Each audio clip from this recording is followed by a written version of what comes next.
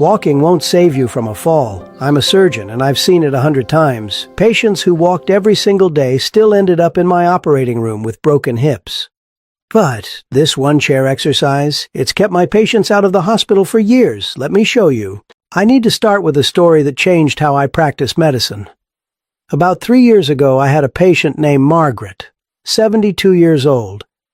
She was religious about her health. She walked 30 minutes every morning without fail, rain or shine. She ate well. She took her vitamins. She did everything her primary care doctor told her to do. And one Tuesday afternoon, she stood up from her kitchen chair to answer the phone, lost her balance, and went down hard. Fractured hip, emergency surgery, 6 months of painful rehabilitation, and she never quite got back to the life she had before. When I visited her in recovery, she asked me the question I hear all the time. "Doctor, I did everything right. I walked every day. How did this happen?"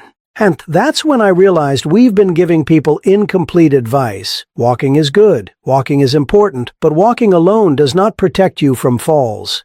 And I'm going to explain exactly why. And I've been an orthopedic surgeon for over 18 years. I specialize in hip and knee replacements, fracture repair, and mobility restoration for older adults. I've performed over 2,000 surgeries on patients over the age of 65. And if there's one thing I've learned, it's this. The patients who stay out of my operating room aren't the ones who walk the most. They're the ones who can stand up from a chair without using their hands. That single movement, the sit-to-stand, it is the most important functional movement for independent living after the age of 65. And it is a better predictor of fall risk, fracture risk, and loss of independence than almost any medical test we have. If you can perform a proper sit-to-stand, you have strong legs, good balance, functional mobility, and a significantly lower risk of falling. If you struggle with it, you're in danger. It's that simple. Now, let me explain why walking, despite all its benefits, is not enough. When you walk, you're moving forward in a straight line on relatively flat ground. Your body is in constant motion. Your weight is always supported by at least one leg. There's rhythm, there's momentum. And for most people, walking is actually easier than standing still because that momentum carries you forward. Walking is excellent for cardiovascular health. It improves circulation. It helps with weight management. It boosts mood. All of those things matter, but walking does not build the explosive leg strength you need to catch yourself when you trip. It does not train the specific muscles that lift you out of a chair, and it does not prepare your body for the sudden, unpredictable movements that cause falls. Think about how most falls happen. You're standing up from a seated position and you lose your balance. You're stepping over something and your foot catches. You're reaching for something on a shelf and you wobble. You're turning around quickly. None of those scenarios involve walking forward on flat ground. They all involve changes in direction, changes in speed, or transitions from sitting to standing. And that's why the sit-to-stand exercise is so critical. The sit-to-stand, also called the chair stand, is exactly what it sounds like. You sit in a chair, you stand up, you sit back down, you repeat. It sounds almost too simple to be effective. But this single exercise trains your quadriceps, your glutes, your hamstrings, your core, and your balance all at the same time. It mimics real-life movement.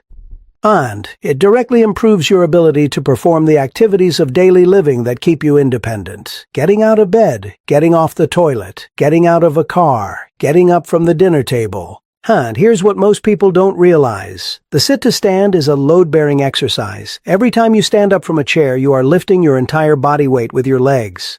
That is resistance training. That is strength training.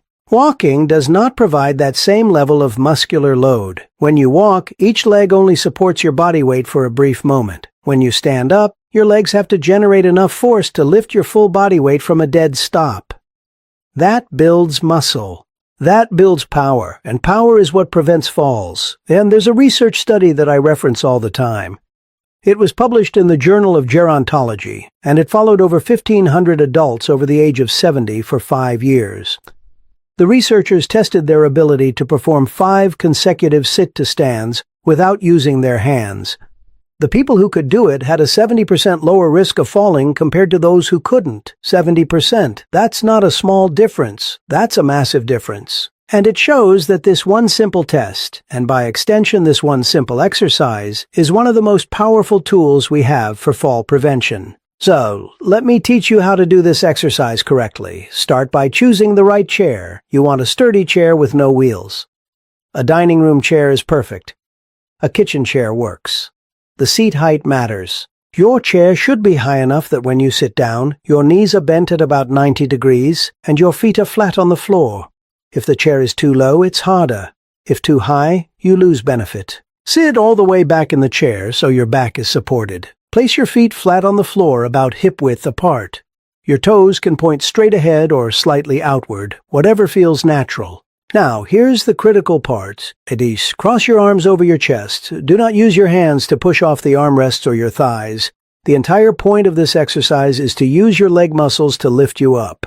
Before you stand up, I want you to lean forward slightly from your hips, not your waist, from your hips. Imagine you have a hinge at your hips and you're folding forward just a little bit. This brings your center of gravity over your feet, which makes it easier to stand and also protects your lower back. A lot of people try to stand straight up without leaning forward first, and that puts unnecessary strain on the back. Now, take a breath, engage your core, and push through your heels to stand up. Drive through your whole foot, but really focus on pushing through your heels. This activates your glutes and hamstrings more effectively. Stand all the way up until you're fully upright. Don't stop halfway. Lock out your hips and knees. Pause for just a moment at the top. Then, slowly and with control, sit back down. This is just as important as the standing up part. Don't just drop into the chair. Lower yourself down with control. This eccentric phase of the movement builds just as much strength as the concentric phase. Touch your butt to the chair, pause, and then stand back up. That's 1 repetition. For beginners, I recommend starting with 3 sets of 8 to 10 repetitions. Do 1 set, rest for 1 minute. If 8 to 10 feels too hard right now, that's okay. Do as many as you can with good form, even if that's only 3 or 4. The goal is to gradually build up over time. Now, let me address the elephant in the room. What if you can't do this exercise without using your hands? What if you physically cannot stand up from a chair without pushing off? First of all, you're not alone. Millions of people over 65 struggle with this. And second, that's exactly why you need to start doing this exercise. But you need to modify it. Here's the beginner modification. Use your hands, but use them as little as possible. Place your hands lightly on the armrests or on your thighs. Stand up, but try to do most of the work with your legs. Each week, try to use your hands a little bit less. You'll be amazed at how quickly you progress. I've had patients go from needing to push hard with both hands to standing up completely unassisted in just 4 to 6 weeks. Another modification is to use a higher chair. If you have a chair that's a few inches higher, the movement becomes easier. Start there, build strength, then gradually move to lower chairs as you get stronger. Now let me talk about why this exercise is actually better than walking for building functional strength. Walking is rhythmic and repetitive. Your body adapts to it quickly. After a few weeks, your body stops being challenged. You're maintaining, but you're not building. The sit to stand is different. Every single repetition requires maximum effort from your leg muscles. You're overloading the muscles, and that overload is what triggers strength gains. Additionally, the sit to stand works your muscles through a full range of motion. When you sit down, your hips and knees are fully bent. When you stand up, they're fully extended. That full range of motion improves joint health. And here's something that surprised me when I first learned about it. The sit to stand exercise has been shown to improve bone density in the hips and spine. When you load your bones with resistance, they respond by becoming denser and stronger. This is critical for preventing osteoporosis and reducing fracture risk. Walking provides some bone-loading benefit, but not nearly as much as resistance exercises like the sit to stand. Let me give you another patient story. I had a gentleman, 78 years old, who came to me with chronic knee pain. He had been walking for exercise, but every time he walked, his knees hurt more. I examined him and found that his quadriceps were extremely weak. His kneecap wasn't tracking properly because the muscles weren't strong enough to stabilize it. I told him to stop walking temporarily and focus on sit-to-stands instead. 3 times a week, 3 sets of 10. Within 8 weeks, his knee pain decreased by about 60%. His quads got stronger, his knees stabilized, and he was able to return to walking pain-free. The sit-to-stand fixed the root cause. Now, let's talk about progression. Once you can comfortably do 3 sets of 10 sit-to-stands without using your hands, you need to make the exercise harder. Otherwise, your progress will plateau. Option 1. Increase your repetitions. Go from 10% to 12, then 15, then 20. Challenge yourself a little more each week.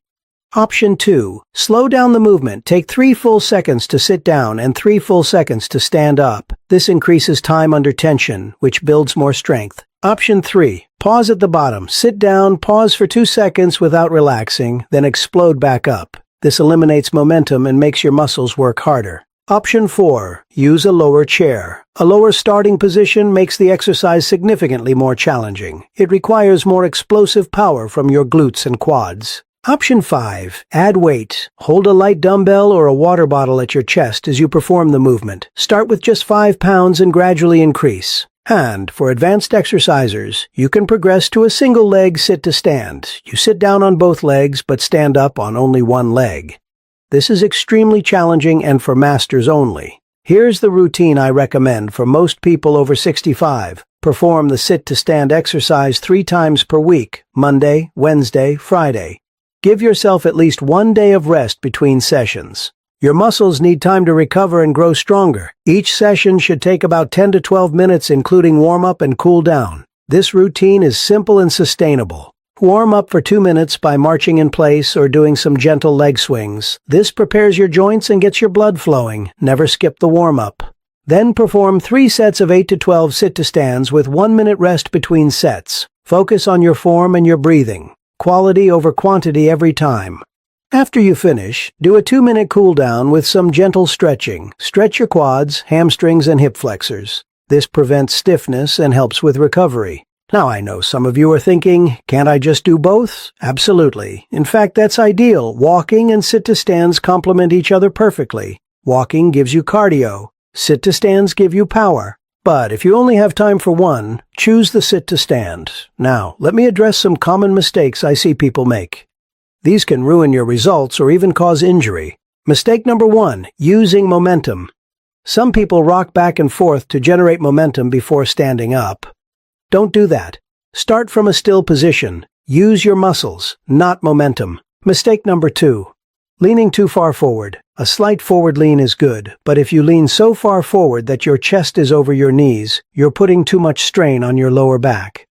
Keep your chest relatively upright. Mistake number 3, letting the knees cave inward. As you stand up, your knees should track over your toes. They should not collapse inward toward each other. If they do, you need to focus on engaging your glutes more. Mistake number 4, holding your breath. Breathe throughout the movement. Exhale as you stand up.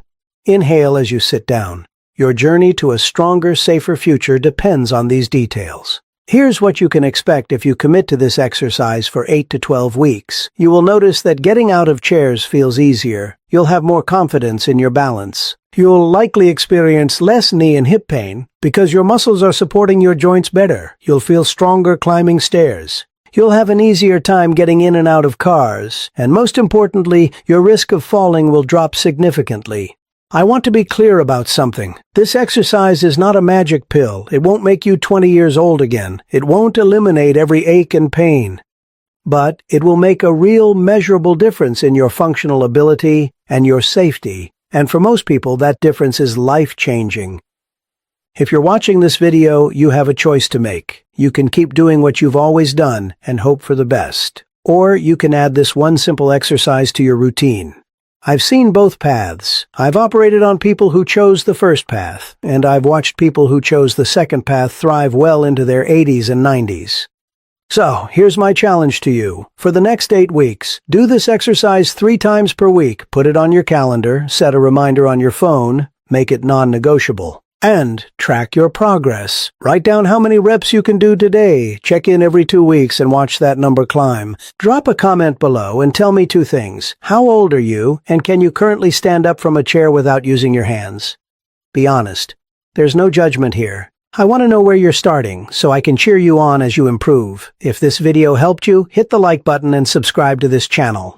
I post new videos every week on fall prevention, joint health, and maintaining independence as you age. Share this with anyone over 65 who needs to see it. This information could prevent a fall. It could prevent a fracture. It could save someone's independence. You deserve to feel strong and stable. You deserve to live without fear of falling, and this one chair exercise is your path to that life. So grab a chair, cross your arms, and let's get started. Your stronger, safer future begins right now. Thank you for watching, and I'll see you in the operating room, or hopefully never there.